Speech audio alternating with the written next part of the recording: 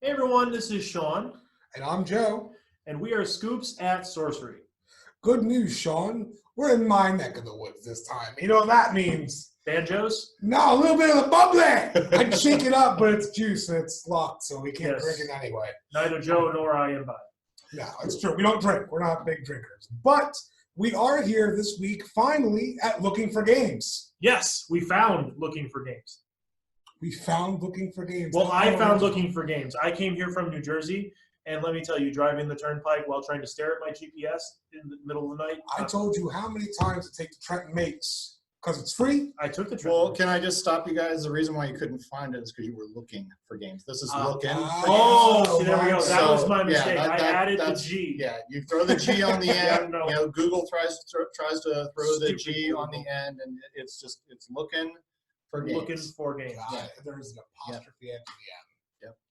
Well, I had a name in mind when my wife and I were first putting this together, and Oh, yeah? but she won. I'm not even going to get into the other. She won looking You for know, games. that actually reminds me. I think everybody that's ever worked in this industry, everybody that's dreamed of working in this industry, has a store name, and they never actually name the store what they want to name it. What was yours? It was Side Quest Games. I like that a lot. I like that. It's not as good as Looking for Games. I'm just going to say that, especially if Kim's watching.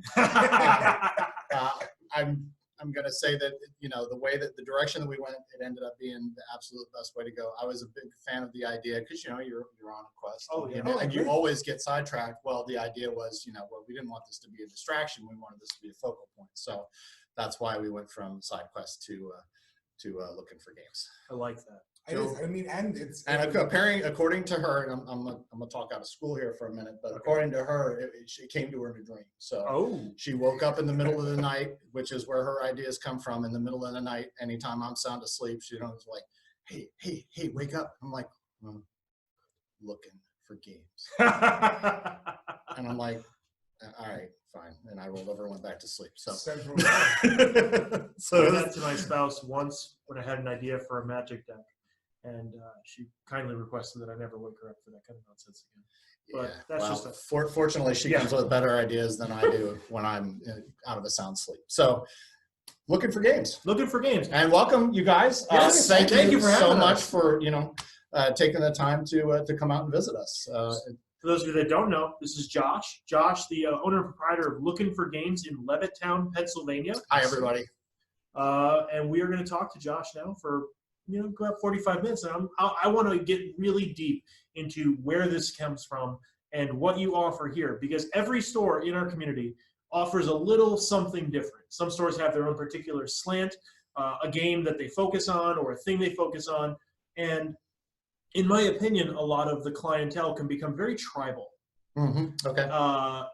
And almost fiercely loyal, to the point where I don't think people get out enough and experience enough of like a different environment. Yeah. So part of our mission statement here at Scoops at Sorcery is we want to get out there and show some of these people what the rest of the community has to offer, at least in the Central Jersey kind of Delmarva area here. Yeah, I think it's very cool that you guys are going around from store to store and kind of showcasing them, highlighting them, and everybody has their own their own strong suits, and I think that's very cool. Yeah. So again, thank you for coming to Thank you. visit us. Thank you for taking the time to be with us here at the tonight. shop. So So Josh, how long have you been open here in Levittown? so we opened last June. So if you don't count the most recent events that we've still been open a little bit over a year. Okay. So, yeah, we would have celebrated our 1-year anniversary on June 22nd. Okay. So yeah, we started the business itself right after the first of the year in 2019. Okay. And then from there started building what we're going to become. Now, did you guys start that in like a basement type thing and then mature it into what it is today? No. I can't really speak to how others do this, but we're kind of anything worth doing is worth overdoing. So we basically started from scratch. We both come from a board game background. Got into the hobby about 5 years ago. Okay. And I personally was working at my job, and at the time I was actually out on disability. And my 20-year anniversary came and went, And I kind of sat and looked at myself in the mirror and I said, is this really what I want to do for the next 20 years? And I said, nope, hard pass. And so when that was kind of settled in my mind, that's when I approached Kim, my wife, about what I wanted to do. Mm-hmm. And I fully expected her to run out screaming into the night. And instead she said, you know what, let's do it. Oh, wow. And I'm like, all right, let's do it. And from there, it just grew. We started sourcing different ideas, how we were going to approach it. And we started doing Facebook Live videos to kind of grow some interest in the community, even before we were open, to the point of, while we were doing our build out here in the spring, we would actually get people that wanted to come in and see, cool. What was going on at the time, while we were putting it together. So okay. Now you mentioned you had your start in board games. Yes. Is that kind of initially where you started, where it was just a board game crowd coming in, or did you find yourself with a different crowd? What we wanted to do was to create something for the entire gaming community. Right.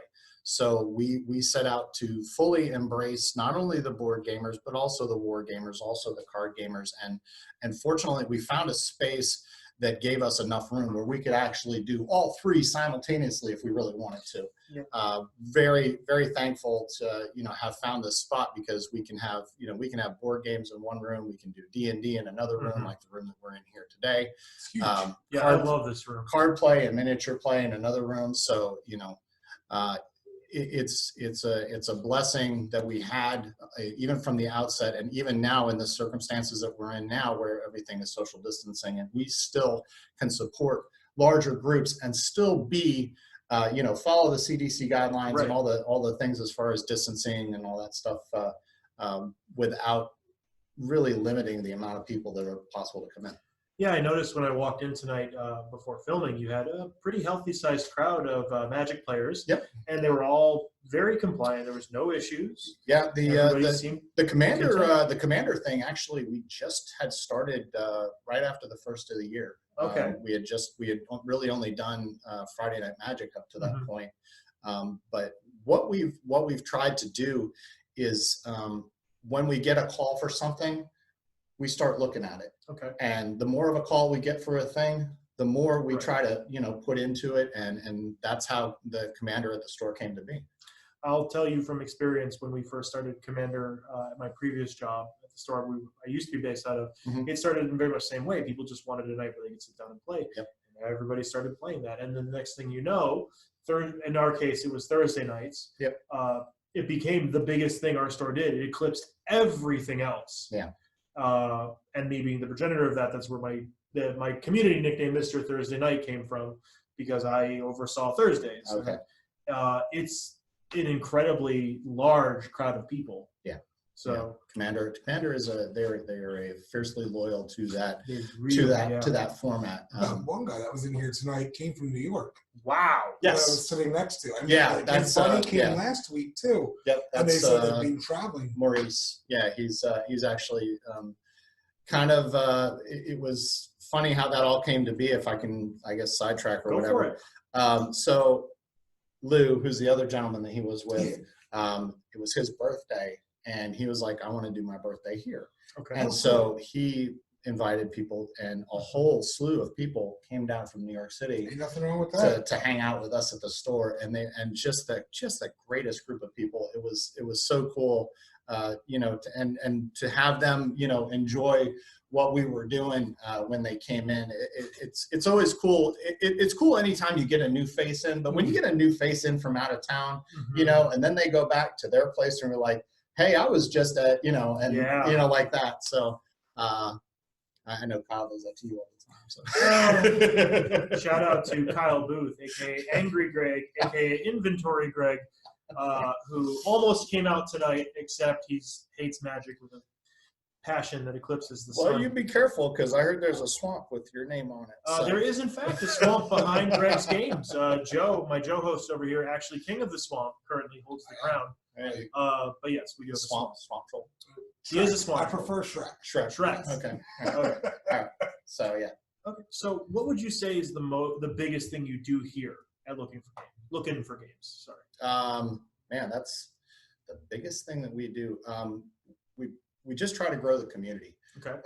Everything that we do is all about either, giving back to the community. Even the fact that this location is where it is was a testament to try to, do something for the community, because when we were planning this out, we saw this great big hole and we were like, this is where we're going to set in. And it was so cool to see people be like, man, there hasn't been something like this in so long. And it's really all about that. It's just, growing the gaming community in whatever form or shape that it takes, whether it's card play or miniature play, wargaming. That's our focus, is to grow the gaming community in any way that we can. It's great, man. I've lived here my whole life, and I live 5 minutes down the road. I was going to ask, when I got here, did you walk here? But I'm saying, like, we've never had something like this. We've had All-Stars we can go play, like, on your Fridays and Saturdays. You got Wade's down the road, but again, they're very primarily focused on comics and collectibles. So it's like, you didn't really have a place to go and play.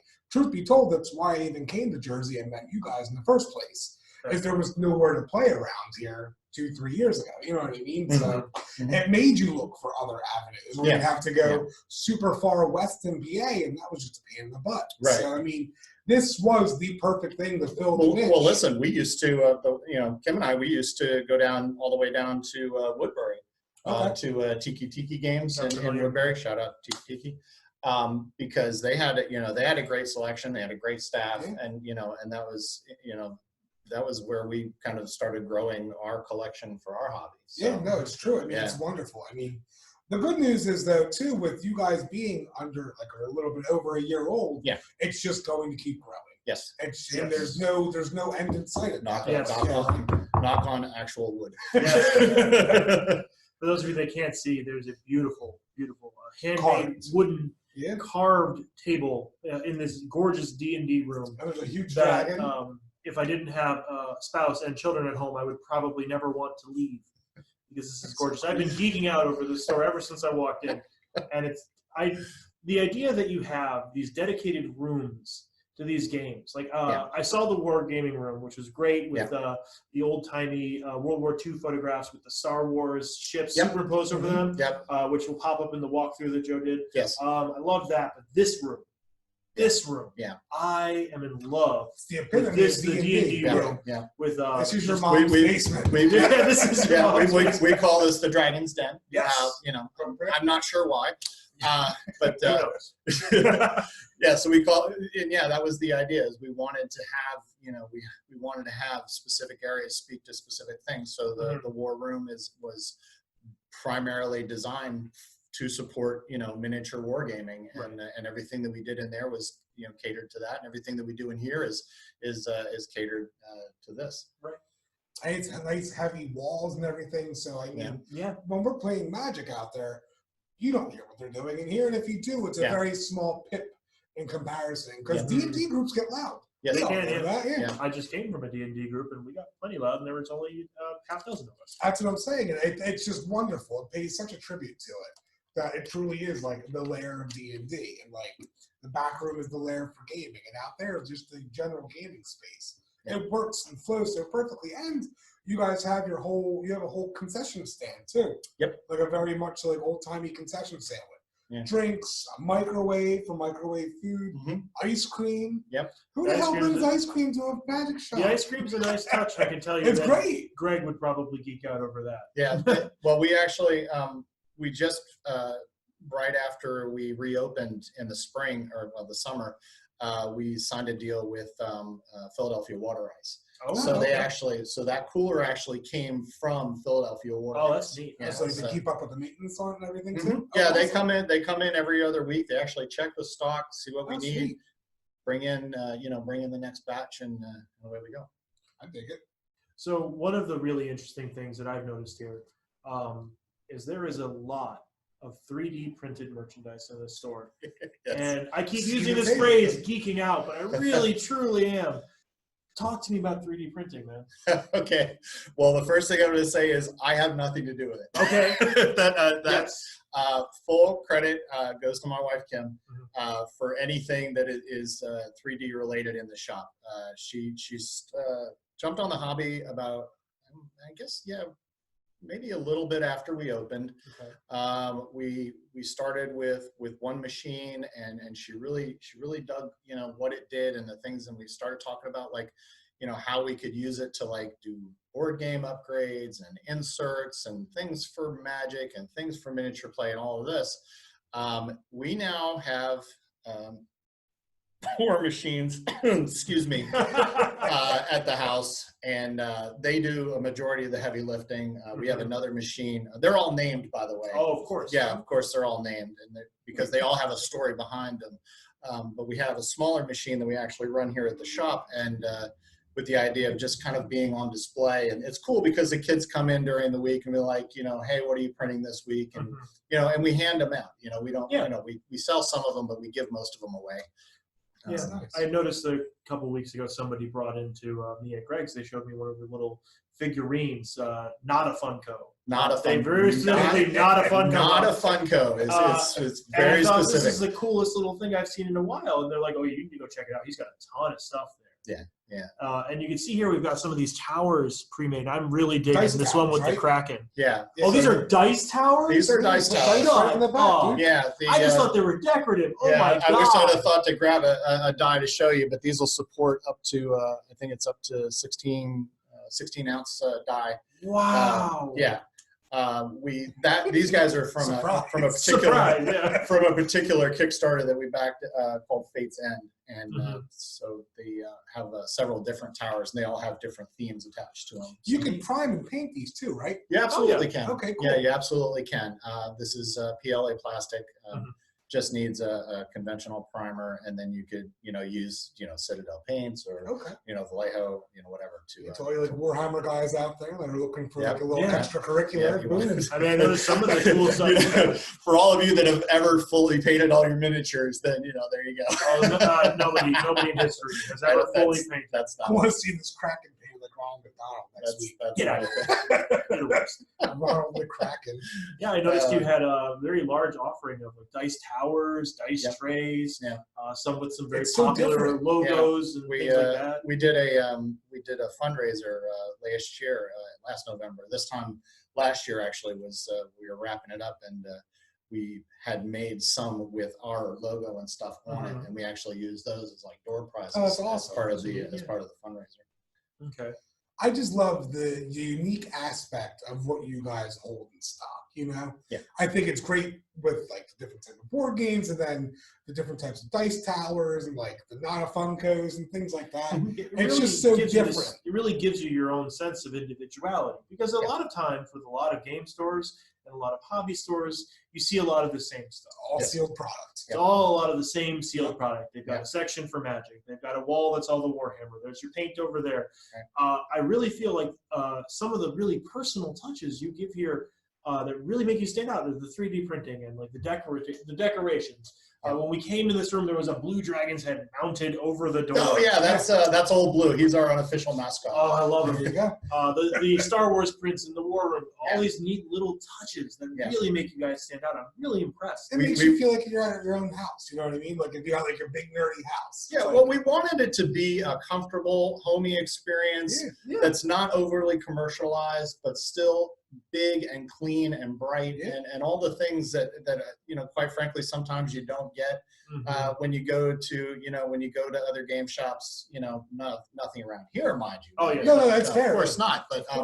But I'm sure if you've traveled and you've gone to different game card shops and whatever, it tends to be a little more on the small side. Kind of the stereotype of the industry. Yeah, exactly. And we tried as hard as possible to not be that, and on the other hand, also not be like overly commercialized either. Right. So all the stuff, the art and all the things that we have on the walls are trying to find like really unique touches. That's beautiful. And again, for everybody who's out in Jersey right now, or even New York, it truly is very close to you. From Jersey, from Greg's 25-minute drive down 13, 413, 95. If I had done this during the bike. day, I would have had absolutely no problem. That's what I'm saying. Like it's all relative space-wise. If you want to come down and check it out, again, it will be literally an afternoon. There's a great pizza place next door. If you want to get groceries. Well, you're on the East Coast. The great pizza is very subjective.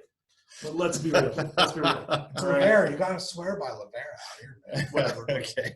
Far away from where I grew I'm up. just gonna move on. But okay, so speaking of, you guys did a fundraiser last year. You were talking to me earlier about charity work that you guys do. Yes.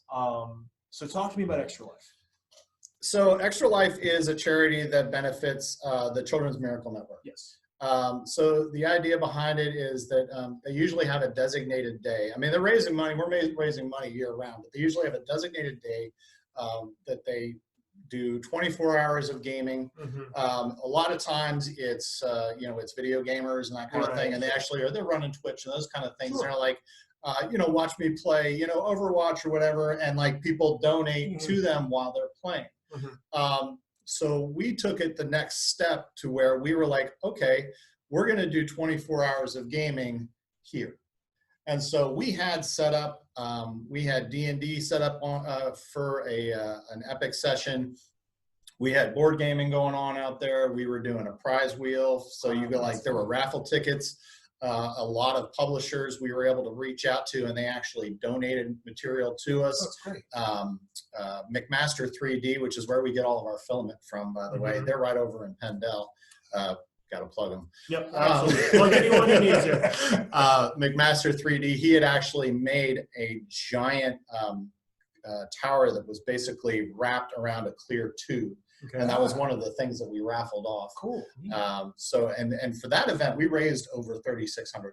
Wow. Yeah, and that was in 25 hours because it was daylight savings time. so hour 25, we were all feeling pretty good. It was a really unique and fun experience. So we were hoping to recreate this year. Of course, we had set loftier goals as far as fundraising is concerned. But with things being what they are, it's a little more difficult to get 300 people, even in a space this big, and feel comfortable. So we've kind of broken it up into different pockets. For example, Brian Pence, who runs my card program here at the shop, he helped me put together a fundraiser using just our local Magic community. And we had been given from Wizards of the Coast some mystery boxes. And those were free. They gave them to us for for during the shutdown. It was kind of like a store relief program. I'm sure you guys probably saw that. Yep, absolutely. We held on to a couple of those, so for the sole purpose of being able to do something special like that.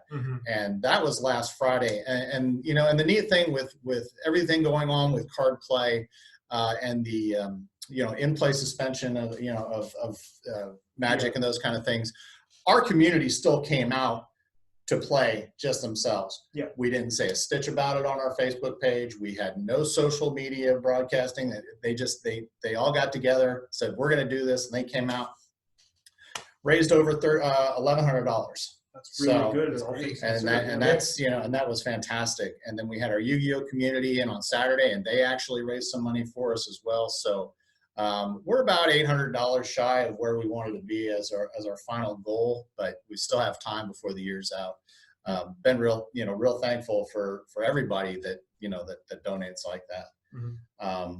Because we know what it goes for. It goes for the quality of life programs at the Children's Hospital of Philadelphia. That's our local, our local place. So to actually see that, you always give to charity and like, well, where's that money actually go? We actually got to see, where it went. So that's very important. It helps you feel better, when you actually can see that it's physically helping somebody as opposed to, I'm just going to throw money in the March of Dimes or something. Yeah, exactly. Now, we've been skirting around what I feel is always the elephant in the room lately, which is the national pandemic. Yes. Now, you and I being in the same industry, we can commiserate, but what are some of the things that you did, especially when everything was shut down, to help still bring this experience to your community as much as you can? Well, we fought tooth and nail to stay open as much as we could. We sent in for like exemption requests, and all those were declined. Apparently, we are not essential, as I thought we were. But hey, jokes aside, it's obviously a serious thing. But we basically it was more about trying to be there again for our gaming community. So what we did was. Actually it was Tiki Tiki. We saw that they had actually come up with a locker pickup system. So they actually had lockers, but they were like on the outside. Well, we had the entryway. So we took some lockers that we had and we actually put them out in the entryway and created a locker pickup system with combination locks on the thing, so they were secure, and people could order things. And for that, we actually basically built a web store from the ground up. I took a lot of our existing inventory and transferred it directly into the web store. And then Paul McMaster from McMaster 3D, he actually did some of the background coding so that we could cater it specifically to our store. So we took a lot of things, we took some things out of it, like shipping, those kind of things. We set it up specifically for locker pickup and for local delivery if people wanted local delivery. And for the last, that pre-release that took place during the shutdown, I think it was Ikoria, right? Yeah, Ikoria. Yeah, so we actually were able to run a full release. People just pick them up in the lockers. Yeah, right through the lockers. We had Ingenious. it all. Yeah, it really is. So we were still able, not nearly to the capacity that we were before, but we were still able to be there when people needed us. It wasn't so much about, I need to have the money, I need to stay afloat, because fortunately, we did get the small business grant from for disaster assistance. So that kind of took some of the pain away. But we wanted to be there for our gamers. And I really feel like that's what separates the wheat from the chaff in terms of like a good game store and good game store owners versus maybe less good ones. There are people that I feel are in it just for the business and just for the money, but then there are people that are in it to grow a community, to serve a community, to serve a need in the community. Like you said, you noticed there was a hole that needed to be filled. Yeah. And I think that's what makes stores like this successful, is you get somebody that, obviously you want to make money, you want to be successful because you need to pay employees and keep the lights on, things like that. But it's also about helping people to have fun, to help provide that fun, to help provide a space for that fun. Yeah. And I feel like I think that's the mission statement for anybody that wants to get into this kind of industry. That's what you need to look at as the goal. Well, I feel like if you're not, then you're in it for the wrong reasons. I 110%. Because it's not, to be perfectly honest with you, it's not an industry where you're going into it think you're going to make $1 million. Yeah, no. I want to make one kid, happy with the game that he walked out of here with, more than I need. Granted, I'm not going to shy away from $1 million, but no, right? Let's be real. But to me, it's more important for an individual to be happy, and everything that we do at the store has that same kind of mentality. Right. We've got a demo program that we turned into a rental program with the same philosophy behind it, that I want you to know before you leave here that whatever game you tried out, you actually liked it. That's good. Because games are an investment now. They really are. Some of these games cost hundreds of dollars. Exactly. And the fact of the matter is, because it is such an investment, to walk out with a game just sight unseen is just, it's hard. It's a gamble is what it is. And so that's why we do what we do with the demos, and we actually turn that into a rental. So people can actually take them home and try them as well. Yeah, a game rental program is something that I initially always thought was kind of silly until my former employer set one up at our store. And when I saw the success of it, I was like, oh, okay, I'm perfectly happy to be wrong about that, because it does make sense. Yeah. If you buy yourself a copy of Gloomhaven,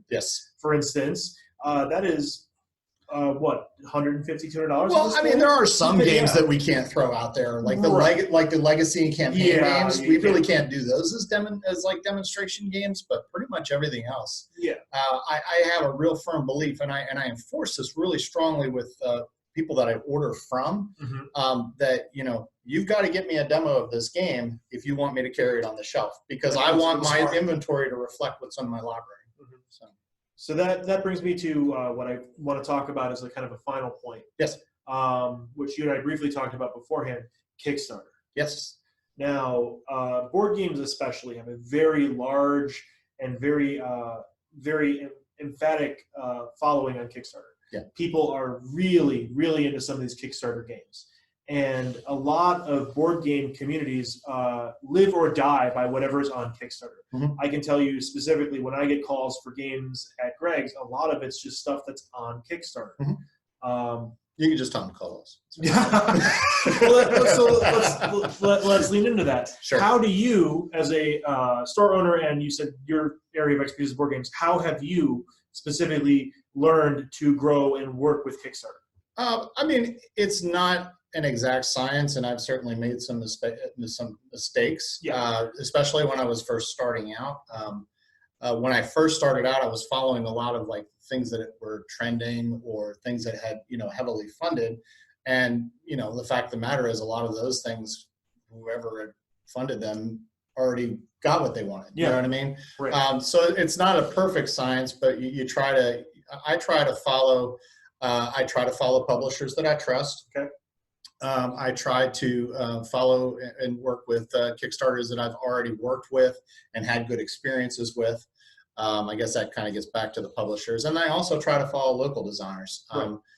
To me, the cool thing about Kickstarter, and yeah, there are some pitfalls to it. But the cool thing to me about Kickstarter is that it gives a lot of independent designers the opportunity to get their game out to the table that normally might not have, either made it to the table or even gotten to the design process going through traditional channels. Because especially now, it is a fairly clogged up, industry. There's so many titles out there now. And so we try to look at independents. We try to look at local publishers. We have a couple of local designers that we've worked really closely with. In fact, One Day West, shout out to One Day West, Games over in Montgomery County. They actually funded one of their Kickstarters at our store. So that was a neat little tip of the cap kind of thing. And they've been a great bunch of guys to work with. And Pentree Games, which is right over in Langhorne, they've got a Kickstarter that's going to be shipping out here very soon, and we got to be a big part of that as well. So those things, and we also try to make it more of a deluxe experience when it comes to Kickstarter. We look at the deluxe copies of things. We look at the things that are going to have like the cool extras that you're not going to get if you wait until it comes to retail. Right. And to make it, worth the while, worth the time to, be involved in it. I think that's really admirable. And I saw when you were showing me your Kickstarter section, there were a lot of really good games on that section. You had a lot of went deep. So it's not just you get 2 copies in the store and whoever was lucky enough to get there gets there. You have we do stuff. Yeah, we do. I mean, we do bring in limited copies because we do want to create kind of an exclusivity, but we don't make it so cutthroat that if you don't make it in from Monday to Tuesday, then you're going to miss out. And I think that's some stores that I've dealt with in the past that patronize Kickstarter have that problem. Yeah. They'll get 3 copies of, let's say, when Magic Artists will do a playmat, they'll get 3 copies of a playmat in, and one employee buys one and then texts their friend, and that friend comes in and buys the other, and they don't see the customer base, the community base. And I think it's really nice to see that you got people can come out and get some of these games. We also try to do things in bundles. So like anytime that something has like multiple components to it, rather than like piecemealing them together, we try to put it all together in a bundle, because honestly, if you don't have this and you need this, then if they're not together, exactly. So I like that a lot. It makes it easier. It makes you a one-stop shop for everything at that point. Yeah. And we try to sell it that way. Kind of with the idea of, make sure that you have everything you need when you walk out the door. Because there's nothing worse than getting home with your new 40K model and find out, I don't have enough blue, or have more, or have it on black. So we're getting ready to start wrapping up here. Josh, is there anything you'd like to plug to our audience before? I guess just a couple of things. I do want to give some love to one of our local guys, Top Shelf Fun. They actually, one of those bags here. Yeah. He These actually, things are super cool. oh man, this is actually the smaller version. This is the that's the small version. This Holy is the small crap. version. I think you have the larger one, right? Which It's so nice. it comes up right about here. The cool thing about that version is actually, now I wish I had grabbed it. It actually has a place for game mats. Oh, nice. So like, like two players side mats, screws. and so a lot of the card players really embrace it. But this is actually, this and the bigger gray one are the two new designs that he just put out. Those are really neat. And they're very cool. They hold a lot of board games, and they're stylish. It's a lot of times with game haul bags or just game board bags in general. It's just a bag. They're big, they're bulky, they're kind of garish sometimes. This is I kind of like this like subdued look, and you could fit a D&D book up here. Somebody was showing me the other day. Oh yeah, really? You literally put 2 D&D books up here. Yep. And everything else. Yep. I got another guy. He filled one of these with all of his card boxes. So probably weighs about 300 pounds, but at least it'll fit. Yeah. I learned that lesson over the weekend. How much do you sell these guys for? That's actually a really good question. Those ones are going for $49.99, and I think the other ones are going for $55. Yeah, It's off the top of my head. So Top Shelf Games or Top Shelf Fun? It's Top Shelf Fun. Top Shelf Fun. Will Faust. Okay. So kind of cool story. I know that we're trying to wrap You're up. Fine. The way I met him, he actually came into the store. And are you familiar with Tiny Epic Games? Yes, From Gameline? Okay, so he came into the store and he was looking at the Tiny Epic Games selection that we had, and we had one of the old game hauler bags, the Tiny Epic haulers, and he was like, "Yeah, it's kind of cool that you have this." And I was like, "Oh yeah, why is that?" And he's like, "Because I made it." And I was like, "What?" So it's like this brush with celebrity, It's so a to small speak. world. I know but it's so cool. And it's like, and he's become a friend of the store. He's become a friend. He's become my friend, and we hang out when he comes in, and we play games together and stuff. And great guy, great family, and I love any chance that I can, supporting his stuff. In fact, God, I'm off on a tangent again. He donated about 15 different prototype bags. Wow. For our Extra Life event last year. Oh, that's great. Yeah. No charge, just donated them. I love that. And so we were able to, basically we sold those bags, and we weren't selling for a ton of money. Oh, we were able to sell those bags, and every bit of that money went to the Extra Life. And if you want to donate to Team LFG, Team Looking For Games, you can go to extralife.org and look up the team Looking For Games. You can also donate directly to LFG Extra Life at gmail.com. That's our direct PayPal line. I love it. Now, are you guys going to do anything for like a Toys for Tots too this year?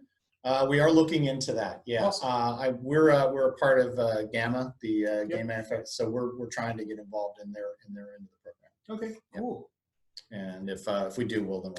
And of course, we're on Facebook, Looking For Games, Instagram and Twitter, both at Looking For Games.